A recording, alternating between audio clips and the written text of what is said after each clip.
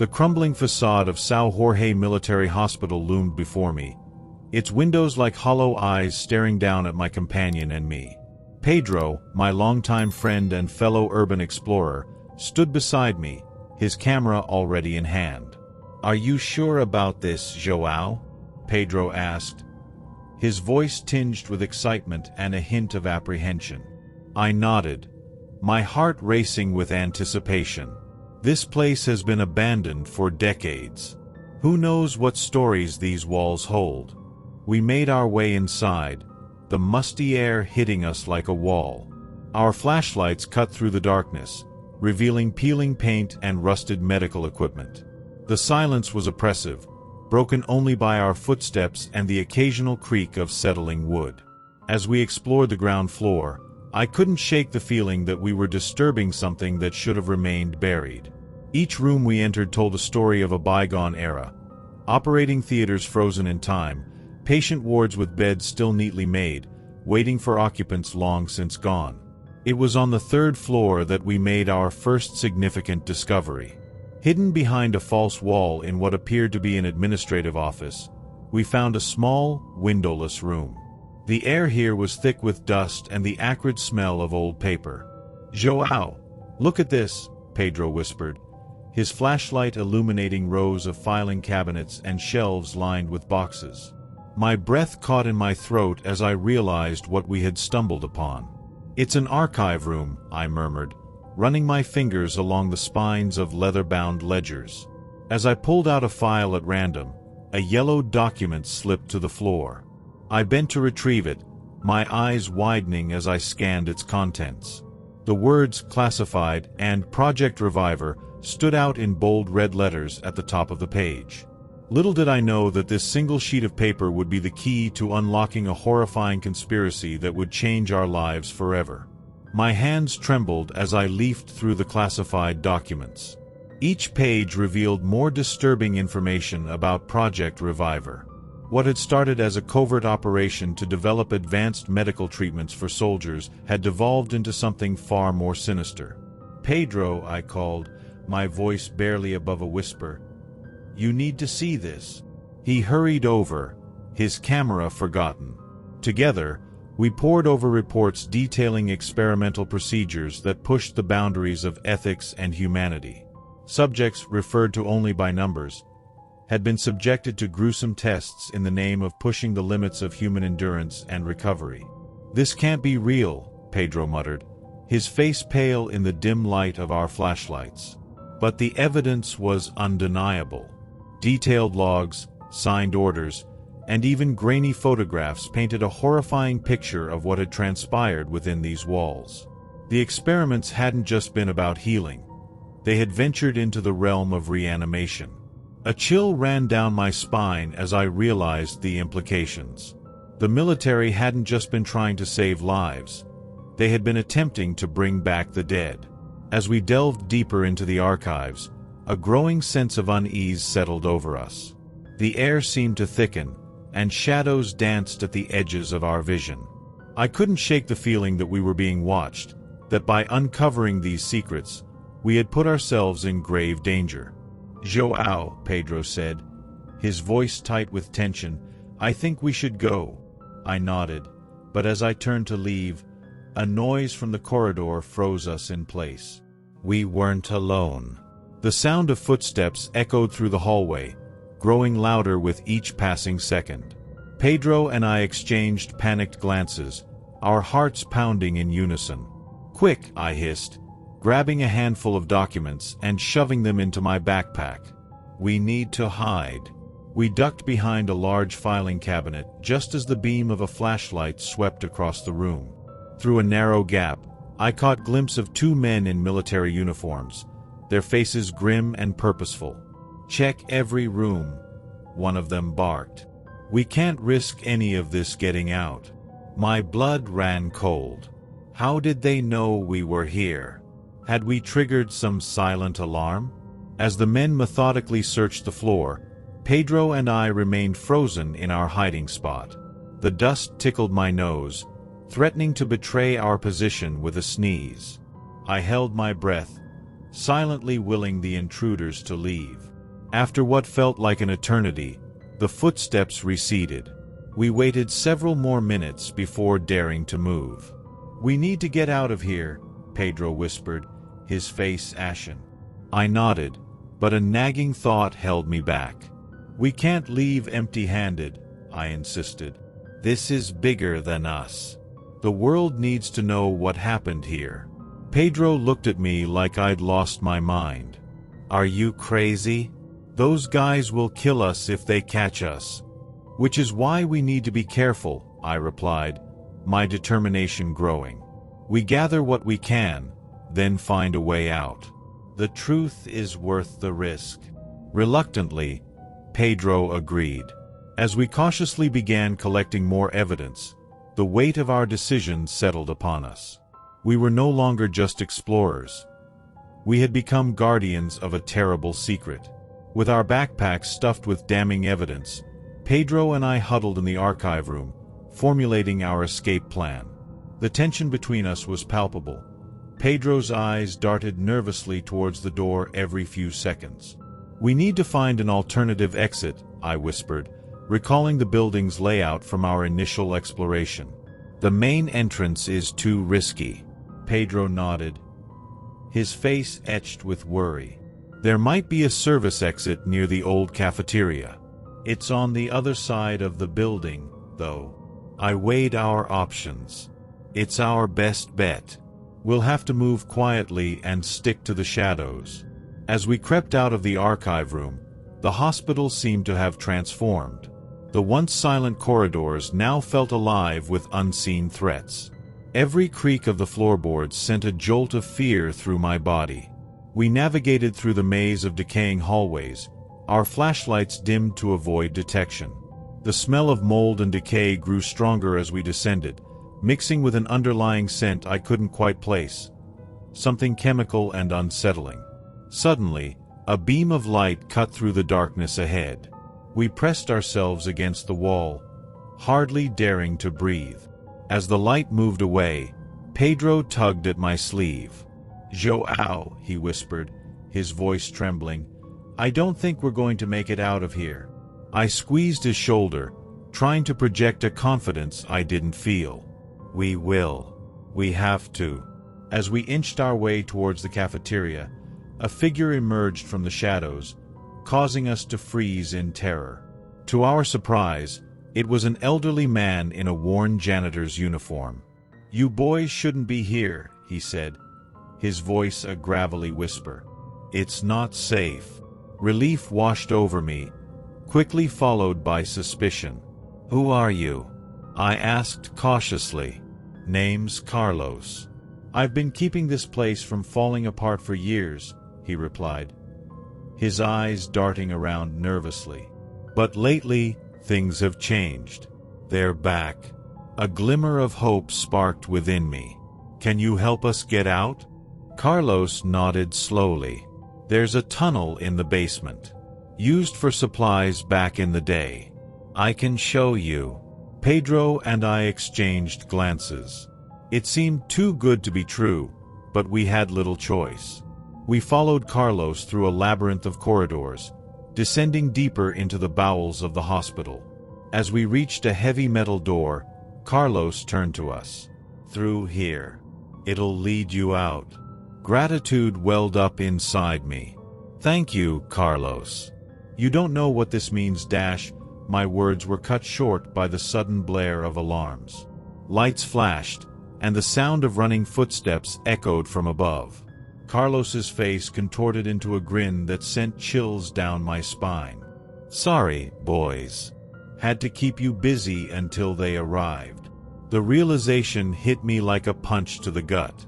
We'd walked right into a trap.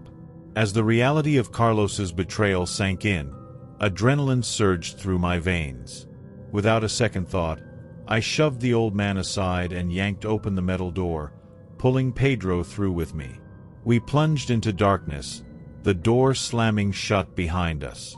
The muffled sounds of shouting and pounding footsteps echoed from the other side. "Run!" I yelled, fumbling to switch on my flashlight. The beam revealed a narrow, damp tunnel stretching into blackness. We sprinted forward, our footsteps echoing off the moldy walls. The air grew thicker, filled with a musty chemical odor that burned our lungs. As we ran, the tunnel branched off in multiple directions. We took turns at random, hoping to lose our pursuers in the maze-like structure. "Joao," Pedro gasped between breaths. "What if we're going deeper instead of finding a way out?"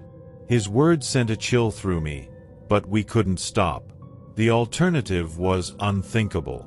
After what felt like hours, we stumbled into a large, circular chamber.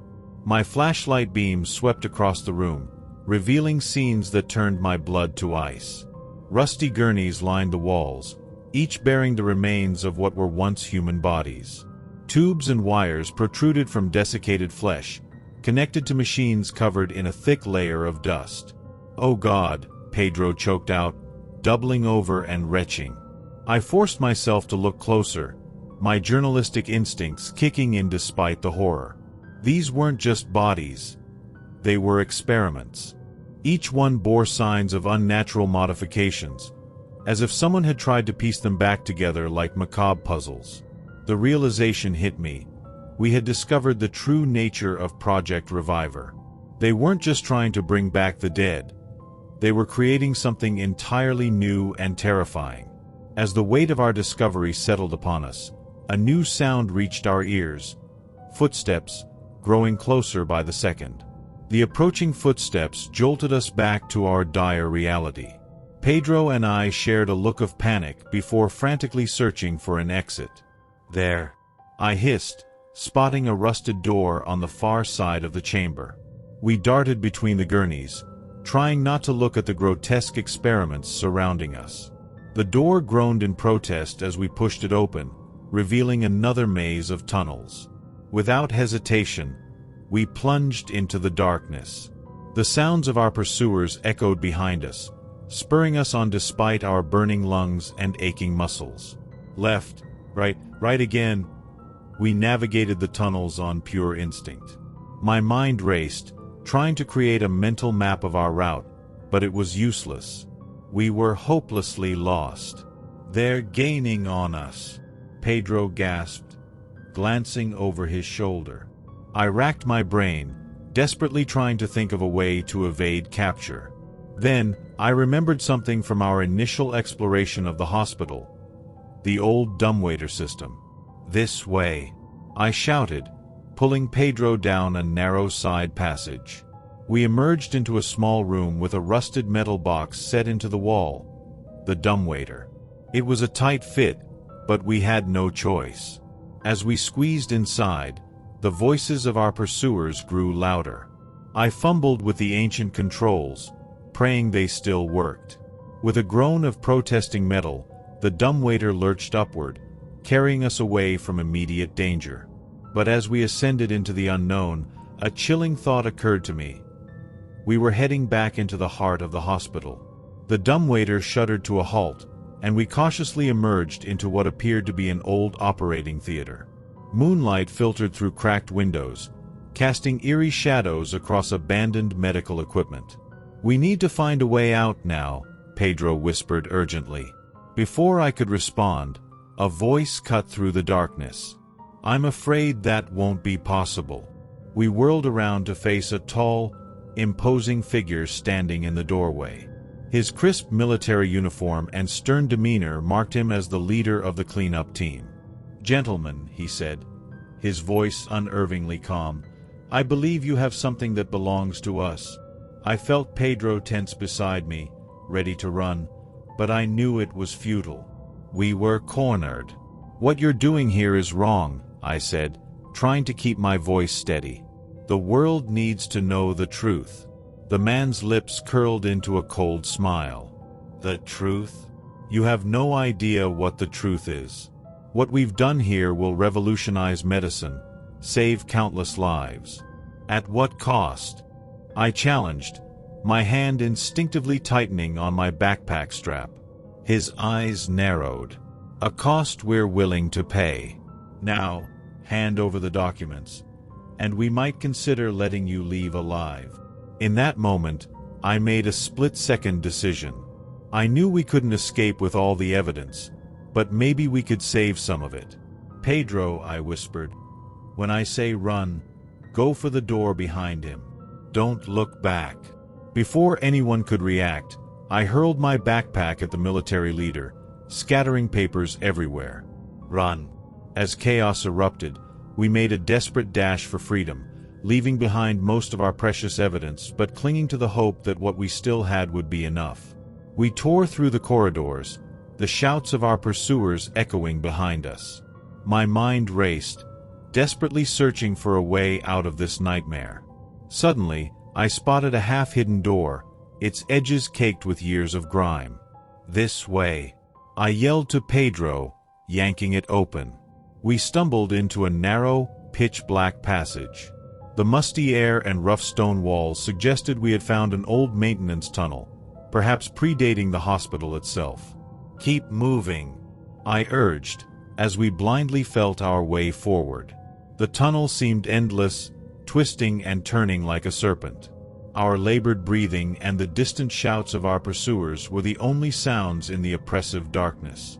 After what felt like an eternity, a faint glimmer of light appeared ahead. Hope surged through me as we quickened our pace. The tunnel ended abruptly, opening onto a steep, brush-covered hillside. The cool night air hit us like a shock, filling our lungs as we emerged into the open. Without pausing, we scrambled down the hill, slipping and sliding on loose rocks and damp leaves. Only when we reached the bottom, hidden by a thicket of trees, did we dare to stop and catch our breath. We made it," Pedro gasped, his eyes wide with disbelief. I nodded, clutching the few documents I had managed to save. We had escaped, but I knew this was far from over. The real challenge was just beginning. The adrenaline of our escape slowly faded, replaced by a grim determination to expose the truth. In the days that followed, Pedro and I pored over the few documents we had managed to salvage, piecing together the horrifying puzzle of Project Reviver. Armed with what we believed was irrefutable evidence, we approached every news outlet and government agency we could think of. But our story was met with skepticism at best, and outright dismissal at worst. The few journalists who showed interest mysteriously backed out at the last minute, their eyes filled with fear when we pressed for reasons. As weeks turned into months, paranoia began to seep into every aspect of our lives. I found myself constantly looking over my shoulder, convinced that every stranger on the street was an agent sent to silence us. Pedro grew increasingly agitated, jumping at shadows and rarely leaving his apartment. "We need to go public, João," Pedro insisted during one of our clandestine meetings. "Post everything online, send it to every newspaper in the country." I shook my head, the weight of our knowledge bearing down on me. "We can't. Not yet. We need more proof, something they can't ignore or cover up." But even as I said the words, I knew we were running out of time. Strange cars began appearing outside my home, and I could have sworn my phone calls were being monitored. The world around us seemed to be closing in, the truth we sought to reveal threatening to suffocate us instead. Then, on a rainy Tuesday morning, everything changed. I arrived at Pedro's apartment for our weekly strategy session, only to find the door ajar and the place ransacked. Pedro was gone, vanished without a trace. As I stood in the empty apartment, surrounded by the scattered remnants of our investigation, a chilling realization washed over me. This was no longer just about exposing a hidden truth. It had become a fight for survival. And I was now alone in this battle, carrying the burden of a secret that threatened to destroy everything I held dear. The days following Pedro's disappearance blurred together in a haze of fear and desperation. I threw myself into the investigation with renewed vigor, determined to find answers not just for the world, but for my friend. Every lead I chased turned to smoke. Potential witnesses refused to talk, documents mysteriously vanished, and the few allies I had left slowly distanced themselves from me. The truth I sought to reveal was slipping through my fingers like sand. As my obsession grew, my personal life crumbled. My girlfriend left, unable to bear the constant tension and secrecy. Friends stopped calling, put off by my paranoid ramblings and erratic behavior. Even my family began to eye me with concern, whispering about stress and mental breakdowns when they thought I couldn't hear. Alone in my apartment, surrounded by walls covered in notes and theories, I began to question everything. Had I imagined it all? Were the horrors we witnessed in São Jorge Military Hospital nothing more than an elaborate hallucination? But then I would look at the few pieces of evidence we managed to save, and the cold reality would come crashing back. The experiments were real. The cover-up was real. And somewhere out there, Pedro was paying the price for our discovery. As I write these words, I don't know what the future holds. The weight of this knowledge is a burden I never asked for, but one I cannot put down.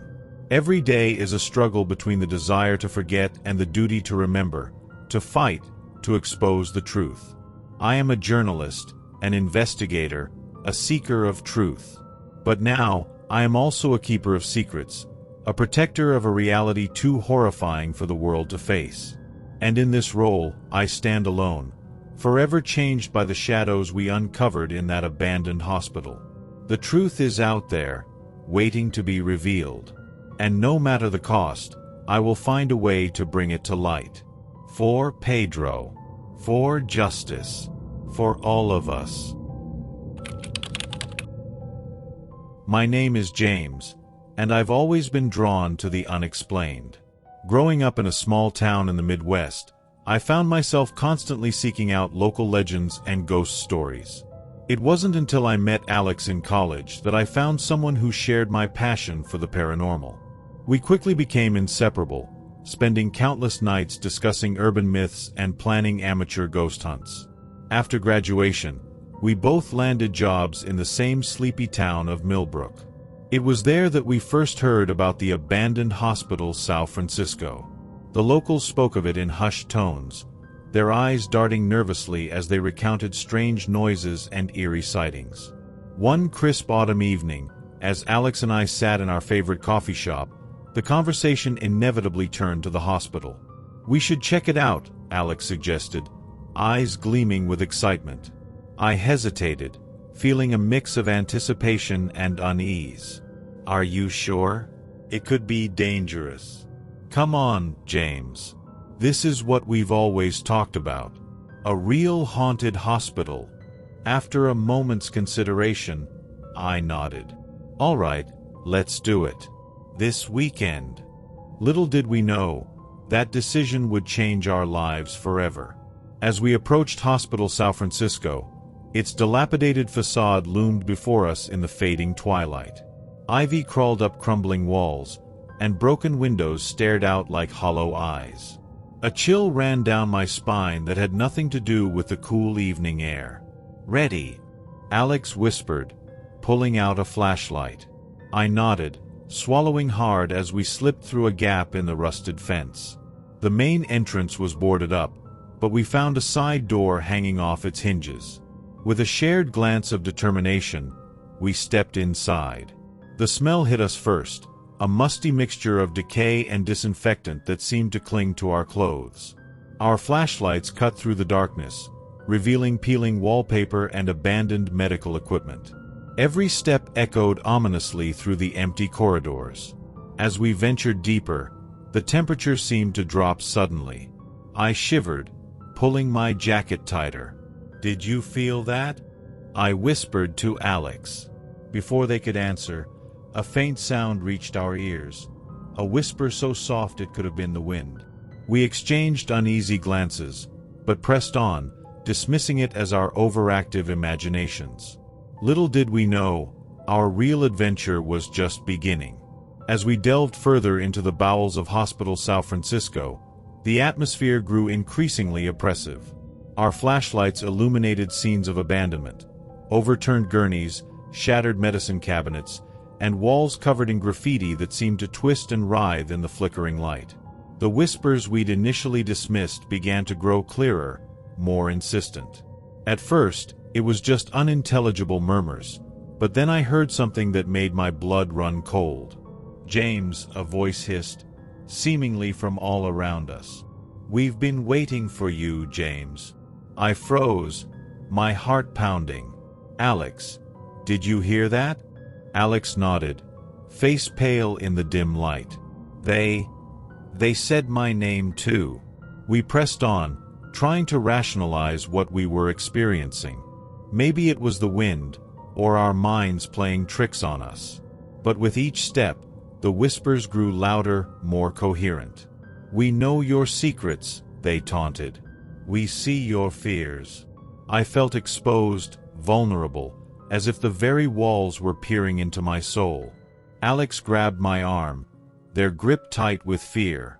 "James, maybe we should dash," but before Alex could finish, a loud crash from a nearby room cut through the whispers, silencing them momentarily.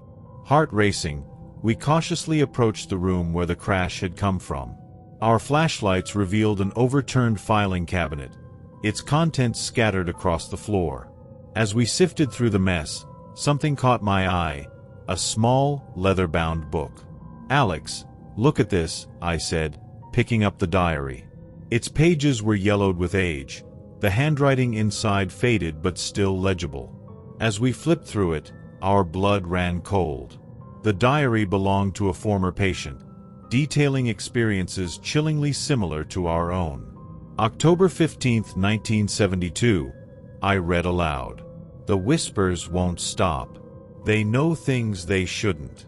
I fear I'm losing my mind." Alex's face paled. "James, this is exactly what's happening to us." We read on, our dread growing with each entry. The patient wrote of escalating phenomena, whispers turning to shouts, shadows moving of their own accord, and a malevolent presence that seemed to feed on fear. The final entry sent shivers down our spines. "It's not just a hospital. It's alive, and it's hungry." Realization dawned on us. We weren't alone, and this was no ordinary haunting. Something far more sinister lurked within these walls, and we had unknowingly walked right into its trap. No sooner had we finished reading the diary than the hospital seemed to come alive around us. The whispers escalated into a cacophony of voices, echoing through the halls with terrifying clarity. "James, your darkest fear." A voice hissed, sending chills down my spine. "Alex, we know what you did." Another taunted. The voices were inside our heads now, dredging up memories and secrets we'd long buried. I saw Alex stumble, hands pressed against their ears. "Make it stop," they cried out. Suddenly, the temperature plummeted. Our breaths came out in visible puffs, and frost began to form on the walls. In the corner of my eye, I saw a dark shape move, more solid than a shadow but less substantial than a person. "We need to get out of here," I said, grabbing Alex's arm. "No." As we turned to leave, an unearthly shriek pierced the air. The dark shape materialized before us, a swirling mass of darkness with glowing red eyes. It reached out with tendrils of shadow, and I felt an overwhelming sense of dread and despair. "Run!" I yelled, pulling Alex along as we bolted down the corridor, the entity's malevolent laughter echoing behind us. We ran through the hospital corridors, our hearts pounding in our ears. But something was terribly wrong. Hallways that we had walked through earlier now led to dead ends. Doors that should have been exits opened to reveal blank walls. "It's changing the layout," Alex gasped, panic evident in their voice. I nodded grimly, realizing the hospital itself had become our enemy. We turned another corner, only to find ourselves face to face with a wall of shifting shadows. Tendrils of darkness reached out, trying to ensnare us. Objects began to move of their own accord. Gurneys slid across our path, and shards of glass from broken windows flew at us like deadly projectiles. We ducked and weaved, narrowly avoiding injury. Just as we thought we'd found an exit, the entity materialized before us. It was a horrifying sight, a writhing mass of darkness with countless faces contorted in agony.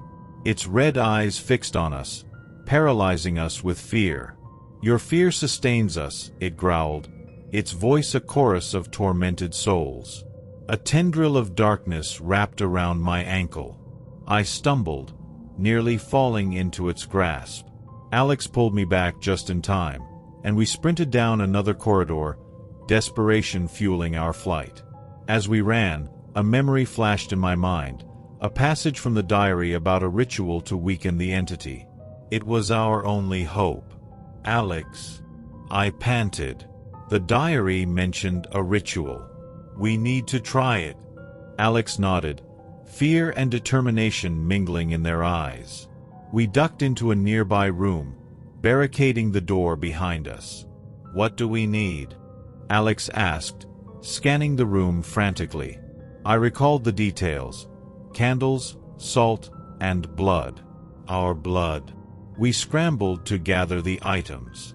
I found a half-melted candle in a drawer, while Alex discovered a container of rock salt in an old supply closet. For blood, we had no choice but to use a shard of broken glass. As the entity's presence grew stronger outside, Alex began drawing a circle with the salt. I lit the candle, its flickering light casting eerie shadows. I'll distract it, I said, moving towards the door. You perform the ritual. Alex nodded, fear evident in their eyes but voice steady. Be careful, James. With a deep breath, I opened the door, ready to face the entity. Behind me, I heard Alex begin to chant the words from the diary, our last hope against the darkness that threatened to consume us. As I stepped into the corridor, the entity materialized before me, its form more terrifying than ever. Faces of torment swirled within its darkness, reaching out with shadowy tendrils. Your fear. So delicious, it hissed, advancing slowly. I stood my ground, heart pounding. You don't scare me, I lied, trying to buy Alex time. The entity laughed, a chilling sound that echoed through the halls. Suddenly, I was assaulted by visions of my deepest fears, loved ones in peril, my own failures and regrets magnified tenfold. I faltered, nearly succumbing to the overwhelming despair. The entity seized this moment, its tendrils wrapping around me, pulling me into its darkness. James. Alex's voice cut through my terror. I could hear the ritual chant growing stronger. With every ounce of willpower, I fought against the entity's pull. You have no power over me, I shouted, more to convince myself than the entity. Just as I felt my strength giving out, a blinding light erupted from the room behind me. The entity shrieked, its form beginning to dissipate. No, it wailed, its grip on me loosening. With a final surge of energy, I broke free, stumbling back towards Alex and the fading light of the completed ritual. As the first rays of dawn broke through the hospital windows, Alex and I stumbled out of the building, gasping for fresh air. We collapsed on the overgrown lawn, our bodies trembling from exhaustion and residual fear. For several minutes, we lay there in silence, the cool morning dew soaking into our clothes. The ordinary sounds of birds chirping and distant traffic seemed surreal after the nightmarish ordeal we just endured. Is it over? Alex finally whispered, voice hoarse. I sat up slowly, wincing at my bruised and battered body. I think so, I replied, though uncertainty lingered in my tone. We looked back at the hospital. In the pale morning light, it appeared as nothing more than an old, abandoned building. But we knew better. As we gathered ourselves to leave, a faint whisper reached my ears. We'll be waiting, it said, barely audible but unmistakable. I glanced at Alex, whose wide eyes told me they'd heard it too. Without a word, we hurried away from the hospital, the weight of our experience hanging heavily between us. As we reached my car, I couldn't shake the feeling that this wasn't truly over. Something had changed, both in the world around us and within ourselves. Months have passed since that fateful night at Hospital San Francisco, but its shadow still looms over our lives. Alex and I tried to move on, to pretend everything was normal, but the experience had left an indelible mark on us both. At first, We clung to each other, united by our shared ordeal. We'd spend sleepless nights talking, trying to make sense of what had happened. But as time wore on, a rift began to grow between us. The trauma of that night manifested differently in each of us, and we found it increasingly difficult to connect. Alex threw themselves into work, barely sleeping, as if afraid of what might lurk in their dreams. I, on the other hand, became obsessed with researching similar phenomena, desperate to understand what we'd encountered. Our once strong friendship began to fray. Conversations became strained, filled with unspoken fears and resentments. Eventually, we stopped reaching out to each other altogether. But the most terrifying aspect is the whispers. They come unexpectedly, in the dead of night, in crowded places, in moments of solitude. Faint, but unmistakable. A chilling reminder that our encounter with the entity might not be over. Sometimes, I catch myself wondering, did we truly escape that night, or did we merely bring a piece of the horror home with us? I've always been drawn to places others avoid. There's something about abandoned buildings that speaks to me. The eerie silence, the forgotten stories, the thrill of the unknown.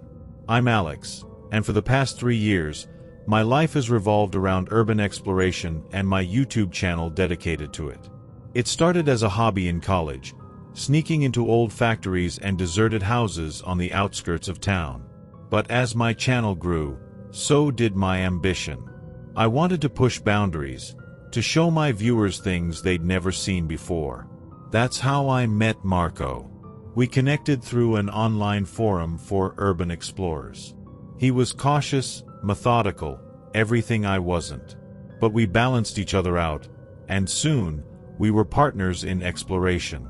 Together, we'd ventured into abandoned mines, forgotten underground bunkers, and even a derelict amusement park. But nothing could have prepared us for St. Mercy Hospital. We first heard about it from an old-timer at a local bar. His eyes grew distant as he spoke of the place, a massive Victorian-era hospital that had been shuttered decades ago under mysterious circumstances. According to him, no one dared go near it, not even the most hardened vandals or squatters. To me, it sounded like the holy grail of urban exploration. To Marco, it was a red flag. "Alex, maybe we should sit this one out," he said, concern etched on his face. "Some places are abandoned for a reason." But I couldn't resist. The promise of untouched corridors, of medical equipment frozen in time, of a story waiting to be told, it was too tempting. With a mix of excitement and trepidation, we began planning our night at St. Mercy Hospital, unaware that it would be an exploration like no other. The night was moonless as Marco and I approached St. Mercy Hospital. Its silhouette loomed against the starlit sky, a behemoth of brick and broken windows. My heart raced with anticipation as we slipped through a gap in the chain-link fence. "Remember, we stick together," Marco whispered, his flashlight beam dancing across the overgrown path. I nodded, adjusting my camera's night vision setting.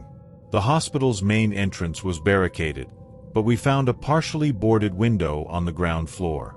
As I squeezed through, the musty air hit me like a wall. It smelled of decay and something else, something chemical and vaguely medicinal. Our footsteps echoed in the empty corridor. Peeling wallpaper hung like tattered skin, and abandoned gurneys cast long shadows in our flashlight beams. I panned my camera slowly, capturing every eerie detail for my viewers. "Check this out," Marco called, shining his light on an old directory. Most of the lettering had faded, but I could make out operating theaters on the 3rd floor. As we ascended the creaking stairs, an unsettling feeling crept over me. The air grew colder, and I could have sworn I heard whispers echoing from the floors above. I dismissed it as the wind, but Marco's tightening grip on his flashlight told me he'd heard it too. The 3rd floor was a maze of corridors, each one identical to the last. Shadows seemed to move at the edge of our vision, retreating just as we turned to look. My excitement was slowly giving way to unease. "Alex," Marco's voice was tight. "Maybe we should." He fell silent as our lights fell on a door at the end of the hall. Unlike the others, it was intact, its paint barely chipped. A tarnished plaque read, "Operating Room 13. 13. I frowned. Hospitals don't usually have a 13th anything. Marco tugged at my arm. Let's go back. This doesn't feel right. But my hand was already on the door handle. The metal was ice-cold against my palm, and as I turned it, I could have sworn I felt it pulse, like a beating heart. The door swung open, revealing the horrors that awaited us inside. As the door creaked open, the air seemed to thicken. Marco and I stepped into Operating Room 13, our flashlights revealing a scene frozen in time. Surgical instruments lay neatly arranged on trays, their metal surfaces dulled with age but still glinting ominously in our light. A gurney stood in the center, its leather straps frayed but intact. "This is incredible," I breathed, panning my camera around the room. "It's like they just walked out yesterday." Marco didn't share my enthusiasm. "Alex, something's not right. Look at this." I turned to see him pointing at dark stains on the gurney's surface. They looked disturbingly like dried blood. Before I could respond, a loud bang made us both jump. The door had slammed shut behind us. I rushed to open it, but the handle wouldn't budge. "It's stuck," I grunted, throwing my weight against the door. Suddenly, the fluorescent lights above flickered to life, bathing the room in a harsh, clinical glow. The hum of electricity filled the air, along with something else, a low, pulsing sound that seemed to come from the very walls. "How is this possible?" Marco's voice cracked with fear. "There's no power in this building." I was about to answer when movement caught my eye. In the corner of the room, a shadow shifted, taking on an almost human shape before dissipating. My blood ran cold. "Did you see that?" I whispered. Marco nodded, his face pale. "We need to get out of here. Now." We tried everything. Kicking the door, attempting to pick the lock, even trying to break the small window set high in the wall. Nothing worked. It was as if the room itself was keeping us trapped. Hours passed, marked only by the steady pulse of that unsettling hum. The initial rush of adrenaline gave way to exhaustion and frayed nerves. Marco and I argued in hushed, tense whispers. "This is your fault," he hissed. "I told you we shouldn't have come here. How was I supposed to know this would happen?" I shot back, guilt and fear making my voice sharp. As we bickered, the room seemed to react. The lights flickered more intensely, and the hum grew louder. Shadows danced at the edges of our vision, and I could have sworn I heard distant, muffled screams. "What's happening?" Marco's anger had turned to terror. I shook my head, my own fear threatening to overwhelm me. "I don't know, but we need to stick together if we're going to survive this." Little did we know, our ordeal in room 13 was just the beginning. As dawn broke, casting eerie shadows through the small window, the door suddenly clicked open. Marco and I exchanged wary glances before cautiously stepping out into the corridor. The hospital had changed overnight. The air was thick with an oppressive energy, and the walls seemed to pulse with a life of their own. "We need to find a way out," Marco whispered, his voice hoarse from our night of terror. I nodded, but something tugged at me. "Wait," I said, pointing down the hallway. "Look at that." A door stood ajar further down, spilling sickly green light into the corridor. It hadn't been open before. Against my better judgment, I felt compelled to investigate. "Alex, no," Marco pleaded, but I was already moving. The room turned out to be an old records office. Dusty files lay strewn about, and in the center stood an ancient computer, its screen flickering with life. As we approached, text began to scroll across the monitor. "Patient experimentation log," I read aloud, my voice trembling. "Dear. Mercer's unconventional treatments yield promising results. Subjects show increased sensitivity to paranormal stimuli. Marco leaned in, his face ashen. What the hell were they doing here? As if in response, a file cabinet drawer shot open, spilling its contents onto the floor. Among the scattered papers, a photograph caught my eye. It showed a group of doctors standing around a patient strapped to a familiar gurney. The patient's eyes were wide with terror, and strange, shadowy figures loomed in the background. Suddenly, the realization hit me like a physical blow. Marco, I gasped, I don't think this place is just abandoned. I think it's alive. As if confirming my words, a low moan echoed through the building. The lights flickered, and in that moment of darkness, I saw them, countless shadowy figures, the tortured souls of past patients, surrounding us. We need to get out of here, Marco said, his voice barely audible over the building's growing cacophony. But as we turned to leave, we found our exit blocked by a swirling mass of shadows. The hospital had awakened, and it had no intention of letting us go. The shadows coalesced, herding us deeper into the hospital's labyrinth. We ran blindly, our flashlights cutting through the darkness, revealing glimpses of horrors I can scarcely describe. Ghostly patients reached out with translucent hands, their faces contorted in eternal agony. Medical equipment sprang to life, scalpels and bone saws whirring menacingly as we passed. There, Marco shouted, pointing to a sign that read Main Operating Theater. It seemed our only option as the corridors behind us filled with a churning mass of shadows. We burst through the double doors, slamming them shut behind us. The room was massive, circular, with tiered seating surrounding a central operating area. And there, in the middle, stood a figure that made my blood run cold. It was like a man, but not quite. Its form shifted and writhed, composed of shadows and mist. Where its face should have been, I saw only a swirling vortex of darkness. "Welcome," it said, its voice a cacophony of whispers. "We've been waiting for you. What are you?"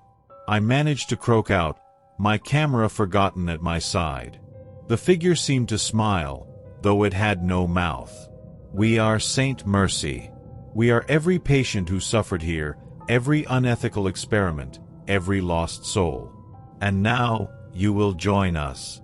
Tendrils of darkness shot out, wrapping around Marco. He screamed, his body convulsing as the entity began to possess him. "No," I yelled, desperately looking around for anything to use as a weapon. My eyes fell on my camera. In a split-second decision, I smashed it on the ground, grabbing the battery. I didn't know if it would work, but it was all I had. I rushed forward, pressing the battery against the shadowy tendrils. There was a flash of light, a sound like 1,000 voices screaming at once, and Marco fell to the ground, free of the entity's grasp. The hospital's consciousness recoiled, its form destabilizing. "You dare!" it roared, the very foundations of the building shaking. "This ends now," I said, surprising myself with the strength in my voice. "You've held onto your pain for too long. It's time to let go." I raised the battery high, its electricity somehow amplified by the supernatural energy around us. Light exploded from it, filling the room, driving back the shadows. The entity howled, its form dissolving. "No, we won't go back to the silence." But it was too late. The light grew brighter, and I felt a shift in the very air around us. The hospital was losing its grip on reality. As the entity's screams faded, the hospital began to crumble around us. Marco and I ran, dodging falling debris and navigating corridors that seemed to shift and change with each step. The malevolent presence that had permeated the air was dissipating, replaced by the groans of a building finally surrendering to time and decay. We burst through a shattered window just as the sun peeked over the horizon. The cool morning air hit our faces as we stumbled across the overgrown lawn, not daring to look back until we'd cleared the rusted gates. Panting, we turned to see St. Mercy Hospital collapse in on itself, Decades of supernatural energy released in a cloud of dust and shadow. We stood in silence, the weight of our ordeal settling over us. The physical marks on our wrists from the restraints in room 13 were proof that it hadn't been a nightmare. "What do we do now?" Marco asked, his voice hoarse. I looked at him, then back at the ruins of the hospital. "We warn others," I said finally. "Some stories shouldn't be forgotten, and some places are abandoned for a reason." As we walked away, I knew that the scars of that night would stay with us forever, a constant reminder of the thin line between our world and the unknown. We've reached the end. Which of these stories did you find most intriguing? Comment below. Thank you and see you later.